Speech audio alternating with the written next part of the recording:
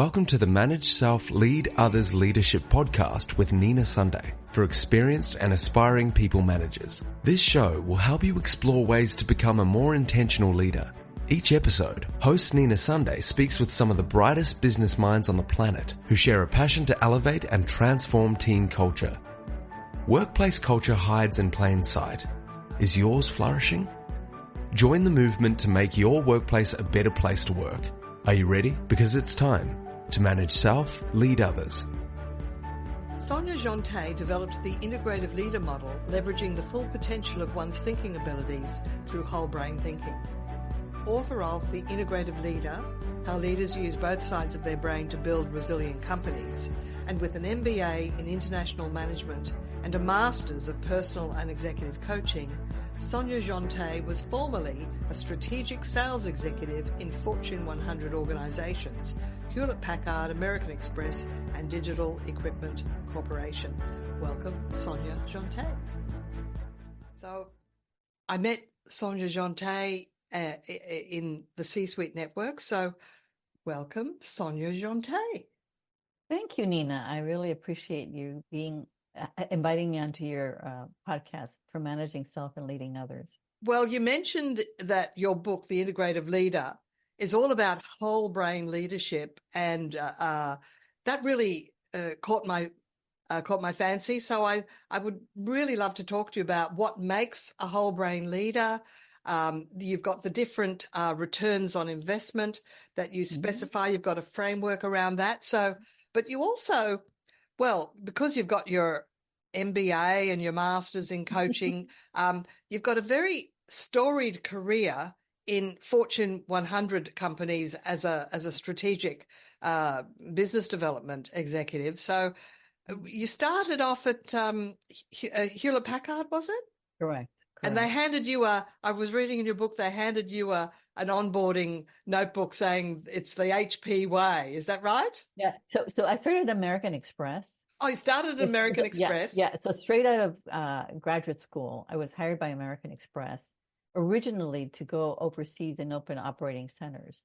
And so when I started there, after being there for a whole year in training, they basically said, you know what, there's a delay. We're not going to be able to open up the operating centers. So, you can stay in the U.S.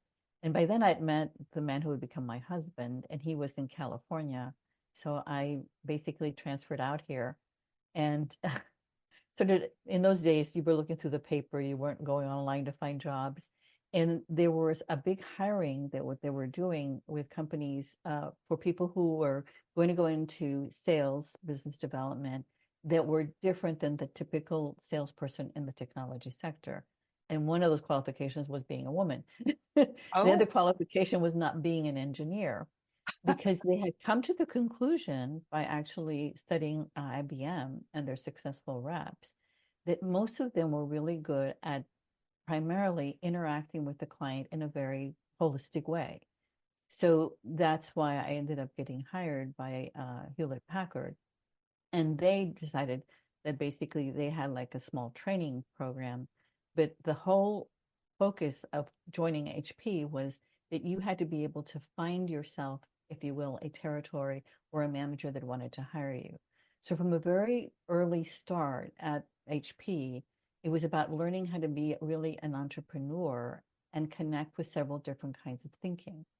And so I would say, and then you were partnered with an engineer. So I would say that very early on in my career, I became very aware that the kinds of thinking that was going on with people in different parts of the company and different professions created, if you will, the connecting field to be able to have a productive discussion or have a successful outcome.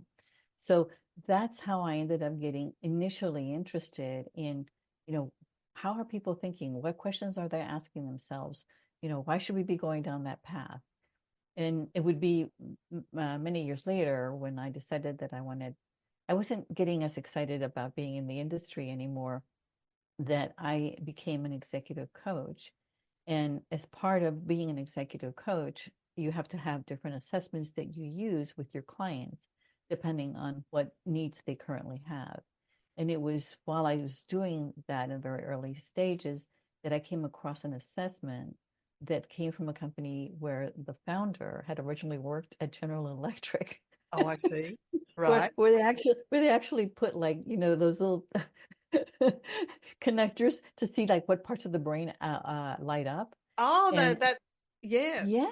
Now, you talk about becoming an integrative leader, and the very first point at that you've got about 6 points is administer a thinking preferences assessment.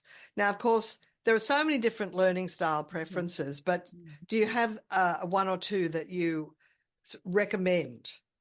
So I guess what I would say is if you start with the HBDI, that's a pretty good place. That's a Herman Brain Dominance And Indicator. guess what? I And knew you were going to say that, and I went into my archives and I look at found you. the one Look I at did you. decades ago. Well, Yes, over a yes. decade ago, and I'm proud Wow. of the fact that I'm mostly red and yellow. Yeah. Well, I mean, that makes you very right brain dominant, which is why you are so engaging. And that's why you're always probably open to new ideas. One of the things that I would say was most consistent that I could look at when somebody had a strong preference of the right brain in the area of innovation is they often ended up becoming entrepreneurs or being able to work very well in entrepreneurial structures. Yeah, I So that did makes a make the lot of shift sense. from a corporate role to self-employment, and Mhm, it took a bit of courage, but mhm. yeah, it But let me ask you this, because you were in corporate roles, would you say that part of your corporate role in what you were doing, or the parts that energized you, was that you were looking at how to do things differently? You're looking at how to make the particular product or absolutely. service. Yeah, so Absolutely. things And like they didn't want to know. So that's why, in fact, it was the speed reading. I had taught this speed reading course for over 10 years off and on as a part-time alongside some other Mhm, corporate roles I had. And then I said, I've got all these new ideas. Oh, no, no, no. We're happy with the way it is. And mhm, so then I spent 2 years on my own with a community group where I got to trial all my new ideas. And then 2 years mhm, later, I went, I'm ready to take it to market. A new mhm, improved speed reading mhm. course. Well, so the other thing, so the yellow part of you would make you be the one that asks the question in the company, what else could this mean? How Yeah. else could we do this? And the red part of you, I always say people that are that strong red, that means you have really good interpersonal interaction, would basically say you don't know a stranger. Well, no matter where you are, you could be put into they could drop you on another planet, and you would meet people, you would find out what they were all about, because there's that natural curiosity and that natural connection to others. And so I'm not surprised when I Some say that people it's ask me if so. I'm a journalist because I find everybody's life story interesting, and Mhm. everybody has an That's a interesting story. life story. And you should never write, for example, old people. You should never write Mhm. people off. You never make a Mhm. judgment and go, because whatever they are Mhm. now, there's often some amazing backstory that's worth Mhm. worth finding out about. Now, your book is has chapters on 6 specific separate ROIs, returns on Correct. investment. The Correct. first one is situational awareness, and I think Yes. you've sort of aligned it with who, what, where, when, why, and how, which I love. Correct. I Yes. love that. I Yes. love those 6 questions. Because those are the questions we ask ourselves when we're Oh, trying to solve a problem. And so the return on investment is about situational awareness. mm, You understand exactly where you are in the marketplace or where your business is at this particular point in time. And you have to then go through an assessment of, is that where you want it to be? And where do you want it to go? And that one is one where you're having to use both sides of the brain. So when you're answering the question of where are we, you're having to tap into both areas. reality. Yeah. When you're asking, like, what is the problem that we have, that's very much of a left brain, very much of an Right. analytical kind of thing. And then when you're looking at how are we going to get it done, you're looking at process. And so that's very much about the left brain. And so when you look at places where people are very concerned with, you got to take this step first, this step first, this step next, those are left brain dominant areas. And then when you're looking at like innovation. Companies or organizations or industries, they have to really think about breakthrough areas and new areas. That's you're asking you're answering the question why? Why are we doing this? Why are we in this business? And then what's the return on the idea? Because you could have returns on ideas that are phenomenal but impossible to implement. Yes, we So call that high effort, high impact, but high effort. exactly. And then the one that you cannot get away from if you're in business, but you can manage it in different ways is who? Who am I going to be involved with in order who's our client? Who do we need to put together in order to form a successful team? Mm. And that's return on interpersonal relationships. Oh, And right. that's where the emotional intelligence comes in. Mm. I have yet to, when I think of the different stages as an executive coach, in what areas people can become deficient, in which you realize how long of a process is it in the coaching and how much of a mindset change is it for them. I would say that the people that don't have a lot of skills or haven't grown their emotional intelligence skills, that's the one where they'll see the biggest impact once they're able to actually really connect with others. And then the last question, besides the where, is the when. Yes. That's like the silver bullet, that's the gold nugget, because understanding when to take action makes all the difference between success and failure. And so for that, the person has to be able to really understand the bigger picture. So I call it being able to zoom out and zoom in. Zoom out to what is overall going on in your marketplace, what's happening in the economy, what's happening in the Mm. world, and then be able to say, okay, based on that, this is the place we need to go to right now. So which And ROI is the when? Is that return on implementation or? no, that's return on timing. It's like return on timing. It's like Ah, what is it that what is it that I'm uh, it's like if you think of uh, so COVID, what yeah. happened under COVID, right? We all got shut down. And Mm. suddenly, the only way you're going to be able to interact with other people was going to be online. You were going to Yes, have to do video kind of stuff. that's So, right. so potentially, so people who had video based businesses that they could try to sell, it, most of the time they would say, well, only that's when we were in our conference rooms and only when people are going to be meeting from time to time if we have over there. Suddenly something like that happens and everybody now needs to operate and engage Mm. differently and learn Yeah. how to communicate differently. Yeah. Okay, so tell us more about how an integrative leader should uh, operate Mhm. in the workplace. Okay. So an integrative leader is going to take a look at their business. I created the model so that I felt like you could walk in around the model to Mm. sort of check. It's almost like if you were doing a body scan and you were trying to see like, well, what parts of is my head healthy? Is my heart healthy? Is my stomach healthy? So it's like you start wherever you want to start.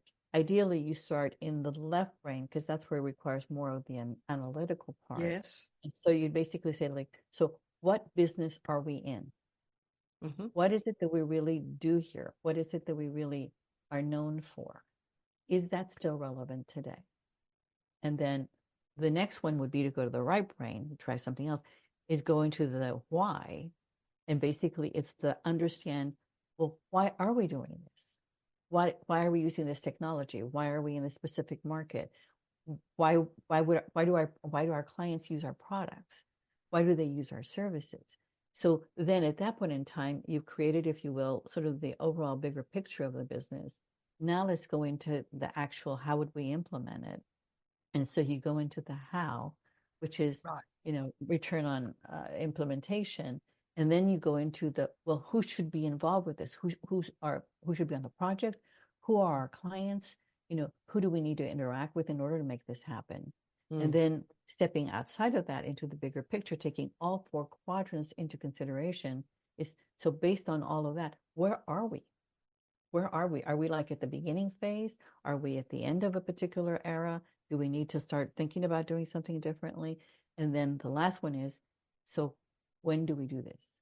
When do we launch? When do we make this happen? And I would say that having worked in technology for 16 years, and I would say that that was always one of the biggest questions is you could actually have your technology announcement happen too early, and therefore you would only get your early adopters, and you would never build a solid, base for your product. So you often got bought out, and somebody else got to get the benefits of It's that. funny how it's the first mover isn't always the most successful. It's the second mover. Exactly. So So that's, go ahead. I was going to say, so you obviously have a framework where it's the art of asking the right question at the right time. Correct. And that's brilliant too. So that'd be a reason to get the book. So you can start framing the questions and asking them in the right order.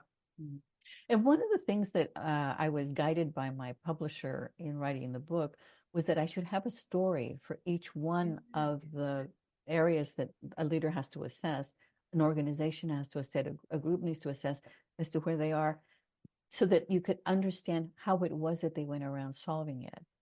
And what is it that you need to assess in your business? So have you got a short story you can share? Yeah, I would say one of my favorite short stories is the one that has to do with return on. I'll tell you the story and then I'll go into the return. Okay, fine. So basically, I was, out of the blue, I got a call from a particular CEO. They worked for a small company at that time. It was a company that was created by angel investors, and he had heard of my name because I'd been working as a coach at Toyota. And so he was one of their divisions used some of his services. And so he said, I would like to talk to you because I need to be putting together a strategic plan for my company and my group. And so I sat down with him and ended up finding out that he would have been hired to basically take the company public or be able to, find some other way of making, paying off the angel investors and being able to continue with the company. So I sat down with him and said, okay, so we do need some strategizing sessions, and I need to be able to meet all of your top team members and assess sort of what's going on. Long story short, we ended up being able to put together 2 workshops within a period of 3 months, where we were able to identify exactly what was working, exactly what wasn't working, and then identify the plan to roll it out. Now, this happened to happen at the same time that it was the year 2007 going into 2008, when we had a great recession. And so as the bad news I remember it well. he said to me, well, will this still work? I said, yeah, it's just we're going to do it on a smaller scale, and you're going to have to be much more focused. And so because so it was like we had the right people in place, we asked all the right questions, we put together the right plan. Now it was a question of just being able to implement with certain strategic clients. And because he was able to do that, within 2 years, they were acquired by a global organization that was actually originally based in Brazil. And basically everybody who was part of that original team ended up getting a beautiful payout. Oh. And the company basically said, the acquiring company said, no, we bought you because we like how you think. So we want you to stay. Oh. So they were able to, if you will, be able to sell the company, take their profits, and be able to continue working. The kind of world that we're living in right now, in order to be successful, you have to be operating from a whole brain thinking kind of place. Otherwise, you're not going to be successful. Well, look, it's fascinating speaking with you, Sonia, and I'm enjoying this virtual cup of tea with you. Oh, yes, that's right. I love cup of tea. How can people find you, and who do you work with? So people can find me on my website. I'm at cimaed.com. Yes. The reason that that's the name is when I first started my business, I wanted to call it Peak Performance. Yeah. And I found out that, peak performance, peak executive performance was taken. So I thought, okay, I'm originally from South America, Colombia. And the word cima in Spanish means the top of the mountain peak. The summit. So I thought, there we go. So I thought, okay, I'm going to call it CIMA Executive Development because that's Right. the business that I'm in. So it's cimaed.com. I am also on LinkedIn, and I have my profile there, Sonia Jeantet. And all of it will be in the show notes as well. Yes. And also, yes. we've got a little freebie that we'll be giving away. And when you go to my site, any one of the pages that you're on, you Yes. will see this slider come out and say, download the questionnaire. And so I want people to be able to have an opportunity, because we recently had like the spring equinox. So think of it as a start of a new year. Oh, yeah. Lovely talking with you. Thanks so much for your time today. This episode, we've been speaking with Sonia Jeantet, author of The Integrative Leader, How Leaders Use Both Sides of Their Brain to Build Resilient Companies. My name is Nina Sunday. This is the Manage Self, Lead Others podcast. Remember to subscribe to the podcast and message me on LinkedIn. Tell me what you like about the podcast, perhaps suggest a guest. Till next time, enjoy good things. Nina Sunday is on a mission to help leaders transform culture. To book Nina Sunday CSP to speak at your conference, visit ninasunday.com to request a proposal. Nina travels from Brisbane, Australia for in-person presentations Australia-wide. Twice certified virtual presenter, Nina Sunday presents virtually, globally, for any time zone. This podcast is a part of the C-Suite Radio Network. For more top business podcasts, visit c-suiteradio.com.